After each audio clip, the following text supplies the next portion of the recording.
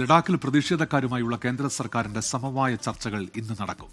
ലേ apex body, Kargil democratic alliance പ്രതിനിധികളും കേന്ദ്ര ആഭ്യന്തര മന്ത്രാലയവുമായുള്ള ചർച്ചകളാണ് ഇന്ന് നടക്കുക. വിനീത വിജയാണ് ഡൽഹിയിൽ നിന്ന് വിശദാംശങ്ങളുമായി ചേരുന്നത്.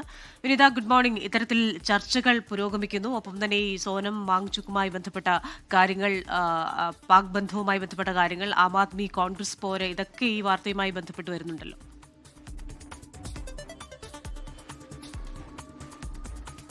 Very good morning Unmesh and Christina. ഇന്ന് ആണ് ഈ ചർച്ചകൾ ഉണ്ടാവുക. നേരത്തെ ഈ മാസം 27-നാണ് ചർച്ചകൾ ആദ്യഘട്ടത്തിൽ തീരുമാനിച്ചിരുന്നതെങ്കിലും പിന്നീട് സോനം വാങ്ചുക്കിന്റെ അറസ്റ്റിന് പിന്നാലെ ആ കൂടിക്കാഴ്ച മാറ്റിവെക്കുകയായിരുന്നു. ആ കൂടിക്കാഴ്ചയാണ് ഇന്ന് രാവിലെയോടുകൂടി ഉണ്ടാകുമെന്നാണ് നമുക്ക് അറിയാൻ കഴിയുന്നത്. ലേ അപെക്സ് ബോഡിയും ഒപ്പം തന്നെ കാർഗിൽ ഡെമോക്രാറ്റിക് അലയൻസിലെ പ്രതിനിധികളുമായി ആണ് കേന്ദ്ര സർക്കാർ ചർച്ച നടത്തുക. സ്വാഭാവികമായും ഈ സംസ്ഥാന പദവി ഉൾപ്പെടെയുള്ള വിവിധ ആവശ്യങ്ങൾ അവർ ഈ കൂടിക്കാഴ്ചയിൽ ഉന്നയിച്ചേക്കും. ഒപ്പം തന്നെ ഈ സംഭരണ പരിധി ഉയർത്തി നൽകുക, ഒപ്പം 6ാം ഷെഡ്യൂളിൽ ലഡാക്കിനെ ഉൾപ്പെടുത്തുക തുടങ്ങിയ ആവശ്യങ്ങളും ഉന്നയിക്കാൻ തന്നെയാണ് സാധ്യത.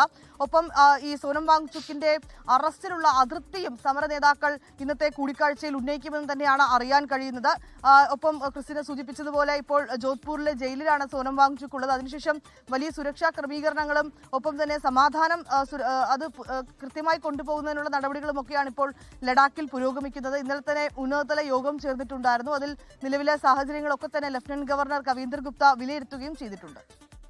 ശരി, വിനീത വിജയാണ് ഡൽഹിയിൽ നിന്ന് വിശദാംശങ്ങളുമായി ചേർന്നത്. ലോകത്തെവിടെയായാലും ഏത് സമയത്തും 24 വാർത്തകളും ഓഗ്മെന്റഡ് റിയാലിറ്റി പാക്കേജുകളും എക്സ്പ്ലെയിനറുകളും വിശദമായി കാണാൻ ഞങ്ങളുടെ യൂട്യൂബ് ചാനൽ നിങ്ങൾക്ക് സബ്സ്ക്രൈബ് ചെയ്യാം.